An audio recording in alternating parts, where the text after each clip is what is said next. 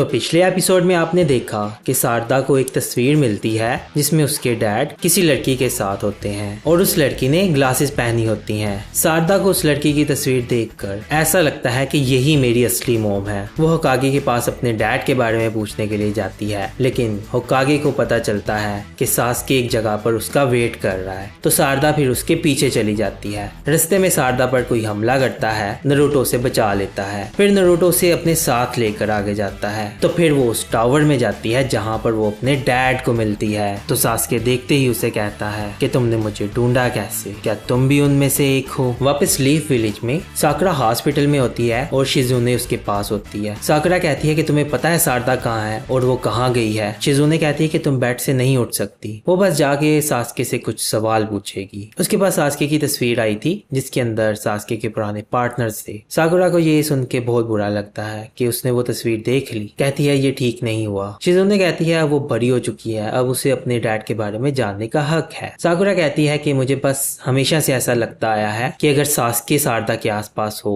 कि सारदा भी सास्के के कॉन्फ्लिक्ट्स में इन्वॉल्व हो जाएगी। मेरा मतलब शारिंगन हमेशा दुख ही लेकर आती है। और दूसरी तरफ हमें दिखाया जाता है सारदा और उसकी शारिंगन। सारदा के पास 1 टोम वाली शारिंगन होती है, यानी कि उसमें 1 मार्क होता है। सास्के सारदा के सामने तलवार पकड़कर खड़ा होता है और पीछे पिलर पर तलवार से हमला करता है। सारदा रोने लग पड़ती है। वो अपना हाथ आगे करके सारदा को पकड़ने लगता है। फिर सारदा कहती है डैड, तो सास्के फौरन रुक जाता है। तो कहता है कि क्या ये तुम हो सारदा, मेरी बेटी। सारदा कहती है हाँ। सास्के को फिर बहुत बुरा फील होता है। सारदा कहती है मैंने जब आपको देखा मैं तो फौरन पहचान गई थी कि आप ही मेरे डैड हो। फिर उसका विजुअल प्रोसेस डीएक्टिव होता है और फिर पीछे से नारुतो आ जाता है। जोजो कहती है कि तुम हमें पीछे छोड़कर क्यों चली आई। फिर जोजो सास्के को देखती है और कहती है ये तो बहुत हैंडसम है। नारुतो कहता है माफ करना सास्के, मैं थोड़ा लेट हो गया। सास्के कहता है कि तुम अपने साथ बच्चों को क्यों लेकर आए हो। इतने में जोजो सास्के का हाथ पकड़कर अपने सर पर रखती है देखने के लिए कि क्या ये मेरी असल डैड है या नहीं। कहती है कि नहीं, ये भी फीलिंग उस जैसी नहीं है, थोड़ी सी चेंजिंग है इसके अंदर। फिर सारदा पीछे से गुस्से से कहती है कि मैं यहाँ आपको देखने के लिए आई थी डैड, मुझे पता चला कि लॉर्ड 7 आपसे मिलने के लिए आ रहे हैं, तो फिर मैंने उनका पीछा किया। कुछ है जो मैं आपसे पूछना चाहती हूँ। सास्के कहता है क्या।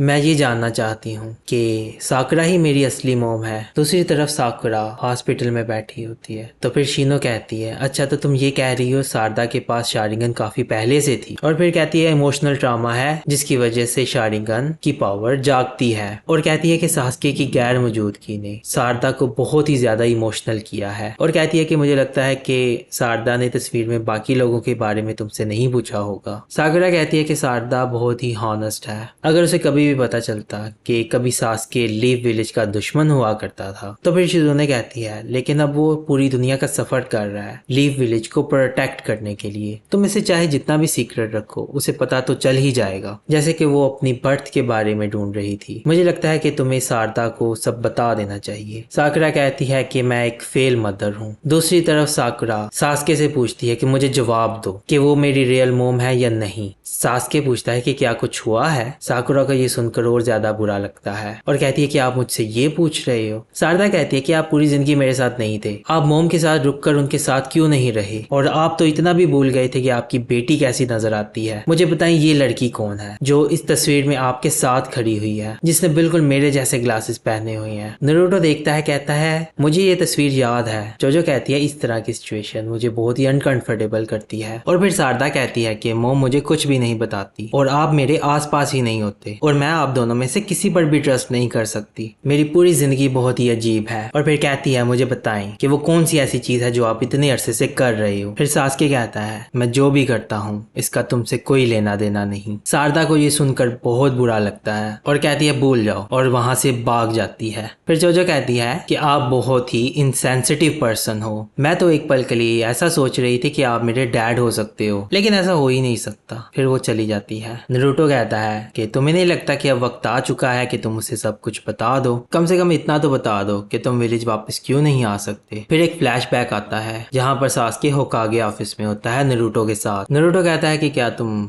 जा रहे हो? सास्के कहता है जैसे ही मुझे कुछ मिला मैं तुम्हें बताऊंगा। कहता है कि जाने से पहले तुम अपने घर तो चले जाओ एक बार। सास्के कहता है कि कागिया एक बहुत बड़ा थ्रेट है जिसकी मौजूदगी ने ऑलमोस्ट इस अर्थ को तबाह ही कर दिया था। अगर ये थ्रेट वापस आ गया तो फिर हमारे लिए बहुत मुश्किल बन सकती है। हम कागिया के छोटे से छोटे ट्रेसेस को भी इग्नोर नहीं कर सकते। नारुतो कहता है जो पीस अभी हमने कायम किया है इसके लिए हमने बहुत सैक्रिफाइस दिए हैं। तो फिर सास्के कहता है सच कहूँ तो ये सफर मेरे बुरे कामों की सजा है। नारुतो कहता है इसकी जरूरत नहीं है, किसी ने भी तुम्हें इसके लिए मजबूर नहीं किया और कोई भी तुम्हें बुरा नहीं समझता। तो फिर सास्के बोलता है तुम होकागे बनकर इस विलेज को प्रोटेक्ट करो, मेरे पास रेनिगान है और मुझे कागिया के ट्रेसेस ढूंढने दो। मैं कहूंगा कि तुम वो करो जिसमें तुम बेहतर हो और मैं वो करूंगा जिसमें मैं बेहतर हूँ। क्या यही वो कोलैबोरेशन नहीं जो तुम हमेशा चाहते थे? और मैं चाहता हूँ कि मेरी इन्फॉर्मेशन किसी के पास न जाए और इसे क्लासिफाइड रखो, सिर्फ विलेज के टॉप लोगों के पास ही मेरे इस मिशन की रिपोर्ट होनी चाहिए। नारुतो कहता है तुम्हें सारदा को बताना चाहिए, तुम्हें नहीं लगता कि उसका जानने का हक है? कहता है अगर उसे पता चला तो उसके लिए अननेसेसरी एंजाइटी बन सकती है। नारुतो कहता है ये सच है लेकिन एक दिन उसे समझ आ ही जाएगी। सास्के कहता है इसके बारे में ना जानना उसके लिए बेहतर है, कम से कम उसका फ्यूचर तो अच्छा होगा। फिर हमें प्रेजेंट डे पर लाते हैं।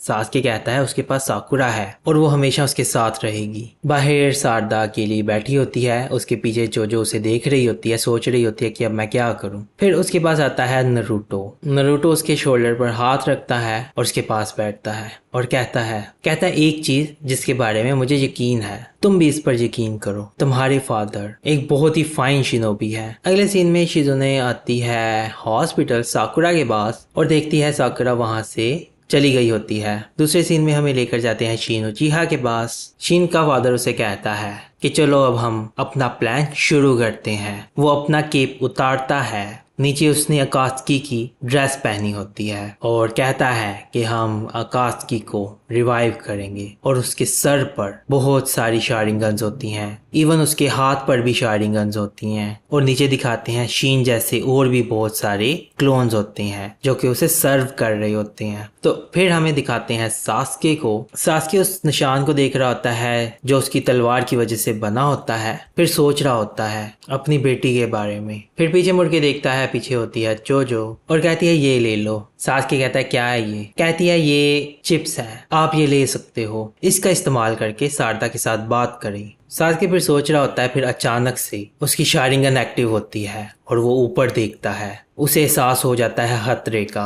बाहर नारुतो सारदा का हाथ पकड़ के उसे रोक रहा होता है और कहता है रुक जाओ सारदा। सारदा कहती है मुझे जाने दे, अगर कोई भी मुझे सच नहीं बताने वाला तो मैं खुद जाकर उस लड़की को ढूंढूंगी और पूछूंगी। नारुतो कहता है एक बार सास्के से फिर से बात करके देखते हैं और फिर टावर के ऊपर हमें दिखाते हैं वही क्रीचर खड़ा होता है जिसकी एक शारिंगन होती है। वो क्रीचर ट्रांसपोर्टेशन जुत्सु का इस्तेमाल करके शीन और उसके फादर को टेलीपोर्ट करते हैं। वो आते ही अपने ब्लेड्स को लेते हैं और कहते हैं कि शीन चलो हमला करते हैं। शीन कहता है यस फादर। फिर वो नीचे आते हैं। शीन अपनी मांगे की शारिंगन का इस्तेमाल करके ब्लेड्स को कंट्रोल करता है और ब्लेड्स को सीधा नारुतो के पास भेजता है। नारुतो अपनी नाइन टेल की पावर की मदद से उन ब्लेड्स को ब्लॉक कर लेता है। वो आदमी अपनी मांगे की शारिंगन का इस्तेमाल करता है और ब्लेड्स को मैनिपुलेट करता है और वो फिर से वापस नारुतो की तरफ जाने लगते हैं उस पर हमला करने के लिए। सारदा ये देखकर बहुत ही डर जाती है। फिर नारुतो अपने नाइन टेल की पावर से नाइन टेल का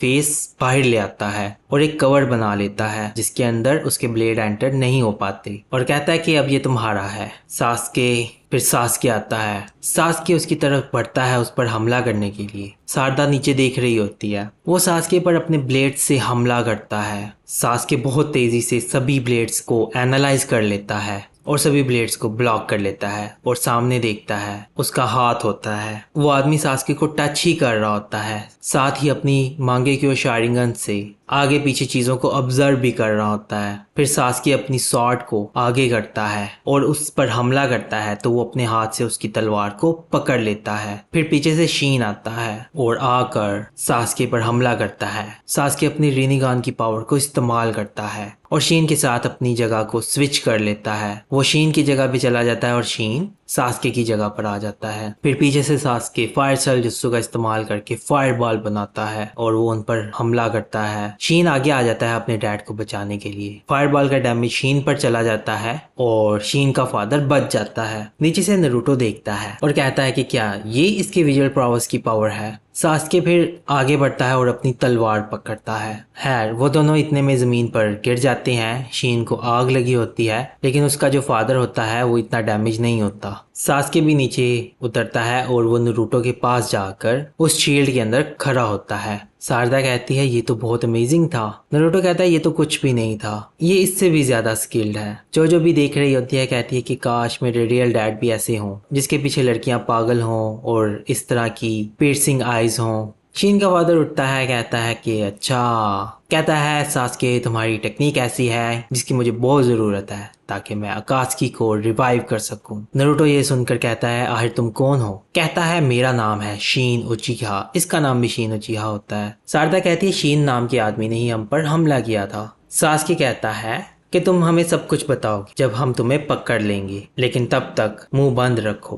खैर फिर वो अपने बेटे को बोलता है कि किसने कहा कि तुम रेस्ट कर सकते हो, खड़े हो जाओ। उस लड़के की हालत बहुत खराब होती है, लेकिन वो कोशिश कर कर खड़े होता है। कहता है यस फादर। नारुतो देखकर कहता है मतलब कि ये फादर एंड सन है, यानी बाप बेटे हैं। इसका मतलब ये है कि अपने बेटों का इस्तेमाल कर रहा है। सास्के कहता है शारदा का ख्याल रखना। नारुतो कहता है हाँ, जब तक ये यहाँ मेरे साथ है वो दोनों इसे हाथ भी नहीं लगा सकते, और कहता है कि ध्यान से जाना। सास्के आगे बढ़ता है और इतने में ही शीन अपनी मांगेक्यो शारिंगन का इस्तेमाल करता है और फिर नारुतो को दिखाते हैं। नारुतो नीचे देखता है, फिर सास्के भी देखता है और शारदा भी देखती है। नारुतो के पेट में सास्के की तलवार घुसी होती है और वो और अंदर तक जा रही होती है। नारुतो नीचे गिर जाता है। सास्के कहता है अभी अभी क्या हुआ? शीन कहता है ये मेरी विजुअल प्रॉवर्स की पावर है, ये भी इतनी ही पावरफुल है जितनी तुम्हारी। नारुतो कहता है ये आदमी दूसरों के हथियारों को अपने विजुअल प्रॉवर्स से कंट्रोल करता है। फिर सास्के को याद आता है कि हाँ, उस वक्त इसने मेरी तलवार को टच किया था। मुझे लगता है कि उसी वक्त इसने मेरी तलवार के ऊपर अपना मार्क लगाया था। फिर नारुतो अपना फोकस खोने लगता है और जो कवर उसने बनाया होता है वो कवर कमजोर होने लगता है। तो जैसे ही वो कवर कमजोर होता है तो शीन अपने ब्लेड्स को नारुतो के पास भेजता है उस पर अटैक करने के लिए। सामने शारदा खड़ी होती है। सास्के ये देखता है और अचानक से सामने आ जाता है और वो सारे अटैक सास्के को लग जाते हैं और वो शारदा को बचा लेता है। शीन कहता है कि बदकिस्मती से तुम जैसे लोगों की वजह से ही अमन नहीं आ पाता। सास्के कहता है ये चीजें हिलने नहीं दे रही। शीन कहता है मैं तुम्हारी शारिंगन ले रहा हूँ, और अचानक से वहां पर साकुरा आ जाती है। वो शीन को पंच मारती है और कहती है बाहर में जाओ। सभी देखकर बड़े हैरान होते हैं। शारदा फिर पंच मारकर उसे जमीन में गाड़ देती है।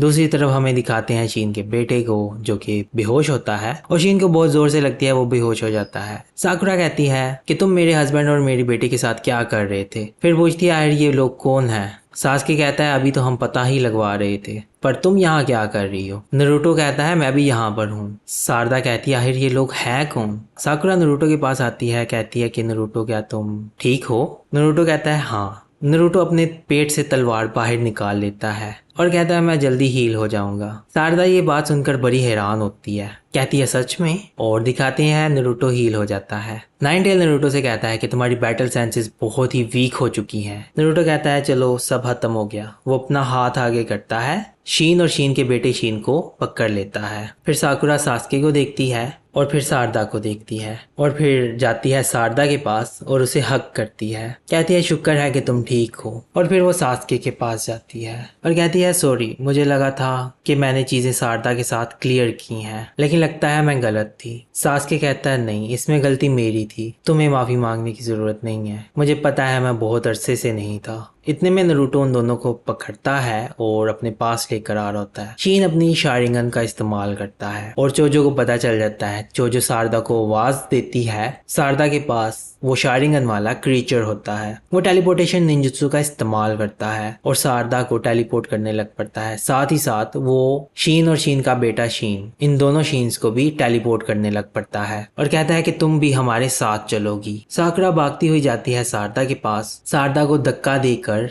साइड पे कर देती है और खुद टेलीपोर्ट हो जाती है। शारदा जाती है साकुरा को बचाने के लिए, लेकिन वो नहीं बचा पाती और शारदा फिर वहां से टेलीपोर्ट होकर कहीं और चली जाती है। और जब शारदा टेलीपोर्ट होकर किसी दूसरी जगह पर आती है तो उसके आसपास बहुत सारी शीन्स ब्लेड पकड़कर खड़े होते हैं और फिर शारदा कहती है लगता है कि मैं दुश्मन के इलाके में आ गई हूँ। तो इसी के साथ फिर एपिसोड खत्म हो जाती है।